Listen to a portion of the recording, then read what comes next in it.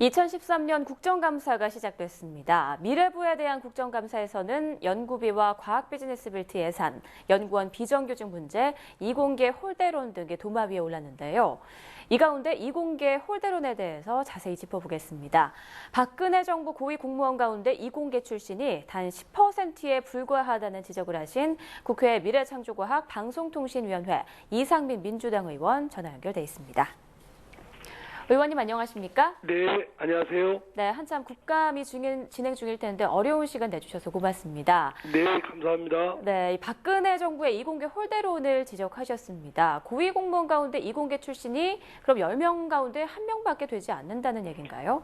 예, 50개 정부 부처 그 고위공무원 3급 이상 공무원 중에 이공계를 출신으로서는 10.4%에 불과하고요.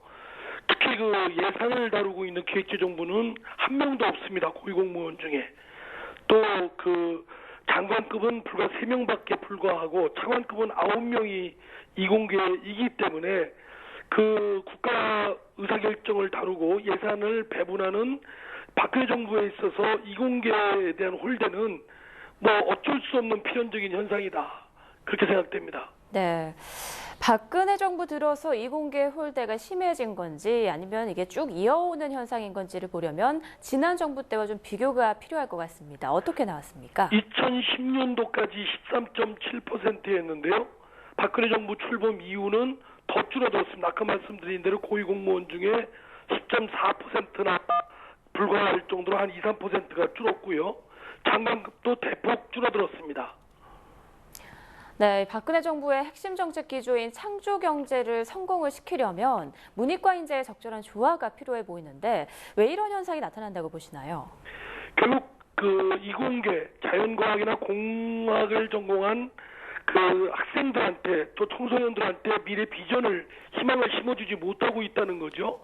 말로만 과학기술 입국, 과학기술 강국이라고 하지 실제로 과학기술인들의 꿈과 재능을 마음껏 펼칠 수 있는 여건 조성에 매우 소극적이다. 또는 과학기술 정책에 있어서도 말만 하지 많이 뒤집은 것들이 많다. 이런 것들이 주요 원인이라고 생각됩니다. 네.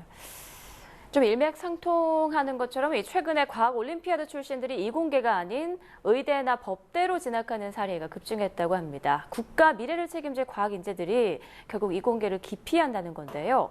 이에 대해서는 어떤 해법이 필요하다고 보십니까? 지금 통계치를 보면 국제과학올림피아드 수상자가 의대를 진학하는 율이 최근 3년간 34%에 달하는데 특히 2012년 올해는 42%나 됐습니다. 종전보다 한 10여 %, 한 2배 가까이가 늘었고요.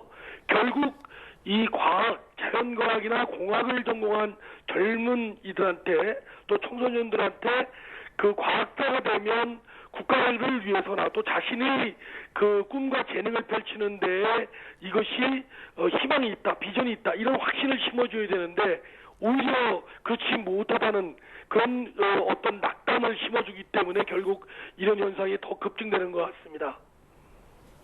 네, 과학인재들 미래를 보여주는 거울이 될 텐데 이 부분에 대해서 정말 철저한 좀 해법이 필요할 것 같습니다. 자, 이번에는 좀 화제를 바꿔서 과학벨트 문제를 살펴보겠습니다. 올해부터 사업이 본격 진행돼야 할 텐데요. 예산이나 인력 문제는 없습니까? 과학벨트가 기초과학 연구를 우리나라가 중대하게 결핍하고 있는데 이 기초과학 연구를 집중 육성하겠다고 해서 중의원 가속기와 유치한 세계적 과학자들의 정주 타운, 저 과학벨트 거점 지역을 구축한다고 했는데요. 지금 기획재정부나 박근혜 정부 들어서 대폭 축소가 됐습니다.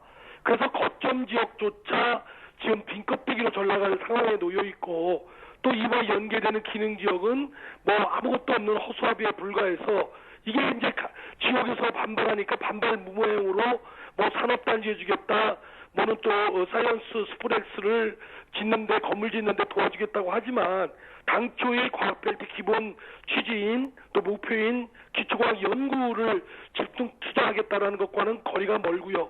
이제 과학벨트는 국책 사업이 아니라 단순한 지방 반발형으로 무마해주는 사업으로 전락하게 되었습니다. 네, 당초 목표와는 좀 다른 길로 가고 있다 이런 말씀이신데 그렇습니다. 예산 낭비만 초래할 거고요. 네. 또 이 의원님께서는 이 국감 때마다 연구실 안전 문제를 계속 또 짚고 계시지 않습니까? 그 결과로 법제화도 이루어졌는데요. 이후에 연구실 안전사고가 크게 줄어들었나요? 어떻습니까? 글쎄, 이게 워낙 숨기고 은폐하는 그런 비율이 많아서요. 지금 겉으로 연구실 안전사고가 발생한 그것이 드러난 것은 빙산의 일각입니다.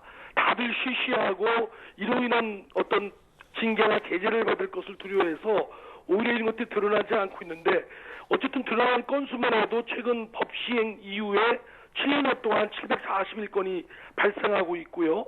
그래서 이 미래창조과학부에 보고하는 건수와 사실은 일선에서 피해액을 보험 청구하는 액수가 너무나 차이가 납니다. 이런 걸 보면 축소 은폐하는 것들이 상당히 심하다 이렇게 생각됩니다. 네, 알겠습니다. 지금까지 국회 미래창조과학 방송통신위원회 이상민 민주당 의원이었습니다. 오늘 말씀 고맙습니다. 네, 감사합니다.